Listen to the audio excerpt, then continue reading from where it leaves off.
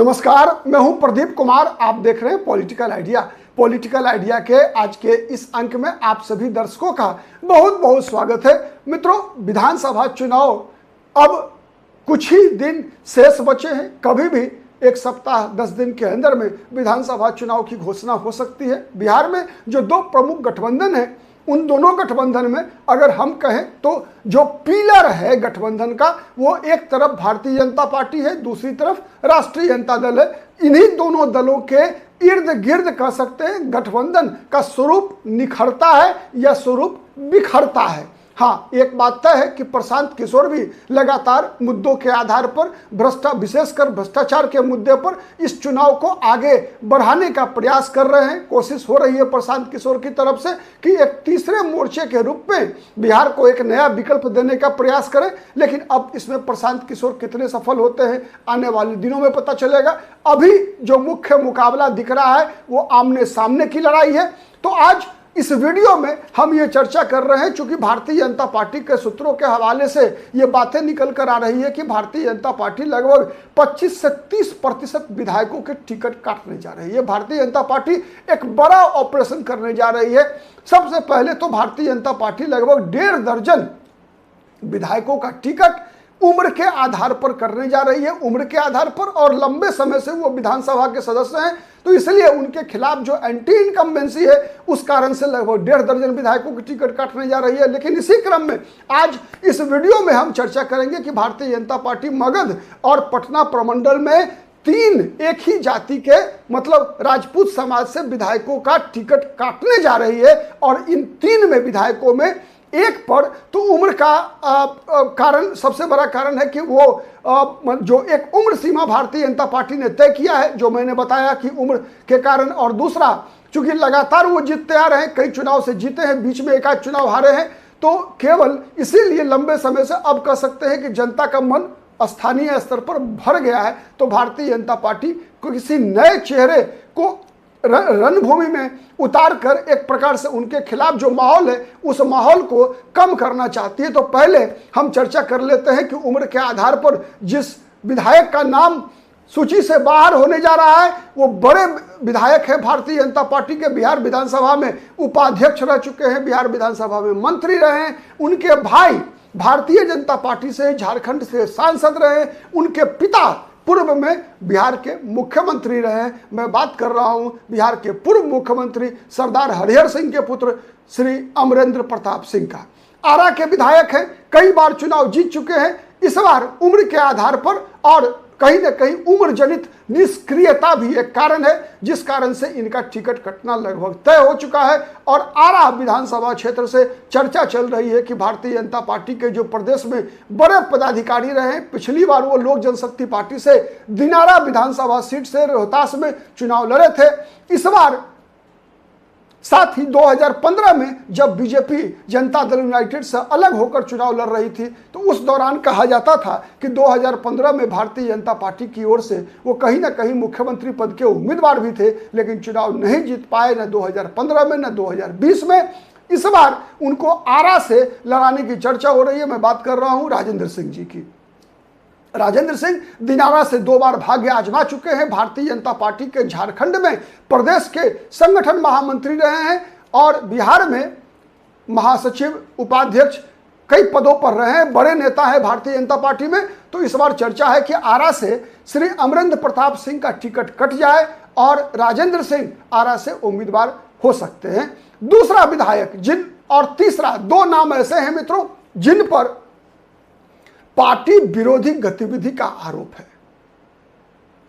तो सबसे पहले मैं बात करता हूं जिन पर छोटा आरोप है। बाढ़ के विधायक हैं ज्ञानेंद्र सिंह ज्ञानू। ज्ञानेंद्र सिंह ज्ञानू का भी टिकट कटना तय है।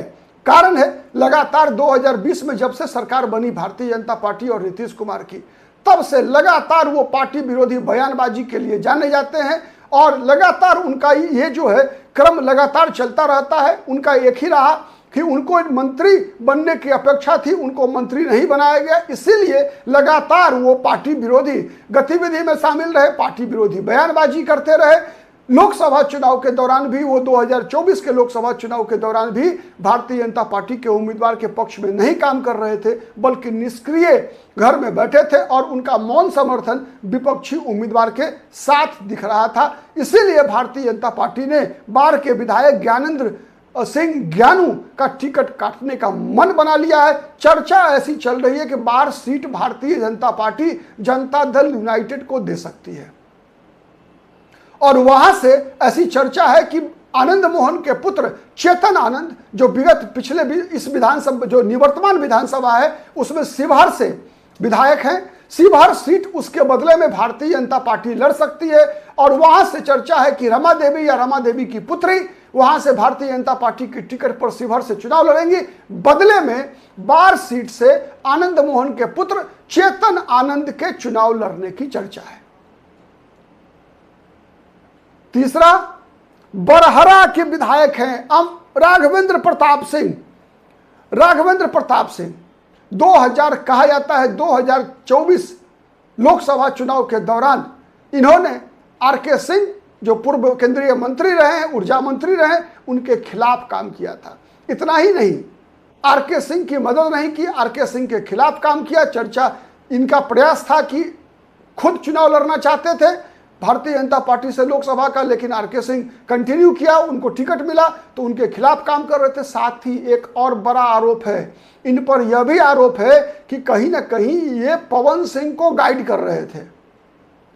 पवन सिंह को भी गाइड करके जो खेला हुआ काराकाट में, कि काराकाट में राजपूत समाज के लोगों ने पवन सिंह को वोट दिया और पवन सिंह उसके बदले में कुशवाहा जाति के लोगों ने आरा में बीजेपी को वोट नहीं दिया, बक्सर में बीजेपी को वोट नहीं दिया। तो ये जो खेल हुआ, सासाराम में बीजेपी को वोट नहीं मिला कुशवाहा जाति का, इस कारण से भारतीय जनता पार्टी तीनों लोकसभा सीट हारी और काराकाट में उपेंद्र कुशवाहा हारे। उसके पीछे एक खेल था जो पवन सिंह के द्वारा जिस नैरेटिव को तैयार किया गया, उसी नैरेटिव का यह असर रहा कि उपेंद्र कुशवाहा की भी हार हुई काराकाट में, और साथ ही भारतीय जनता पार्टी को 3 लोकसभा सीटों का नुकसान हुआ, आरा, बक्सर और सासाराम। और इसके पीछे कहा जाता है कि जो बरहरा के विधायक हैं राघवेंद्र प्रताप सिंह पुराने खिलाड़ी रहे, राष्ट्रीय जनता दल में भी रहे, जनता दल में भी रहे, लालू यादव के भी नजदीक रहे हैं, नीतीश कुमार के भी नजदीक रहे हैं और भारतीय जनता पार्टी में हैं, दबंग विधायक रहे हैं अपने जमाने में। तो कहा जा रहा है कि राघवेंद्र प्रताप सिंह का भी इस बार पत्ता साफ भारतीय जनता पार्टी ने कर दिया है। राघवेंद्र प्रताप सिंह का भी टिकट कटना तय है, लेकिन अब तक बरहरा विधानसभा सीट के लिए भारतीय जनता पार्टी ने किसी नाम का फैसला नहीं किया है। और यह भी चर्चा है कि भारतीय जनता पार्टी बरहरा विधानसभा सीट जनता दल यूनाइटेड को दे सकती है।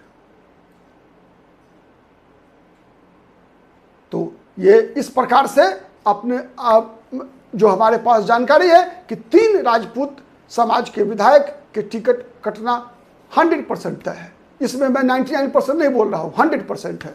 ठीक है, आज के लिए इतना ही। बहुत बहुत धन्यवाद।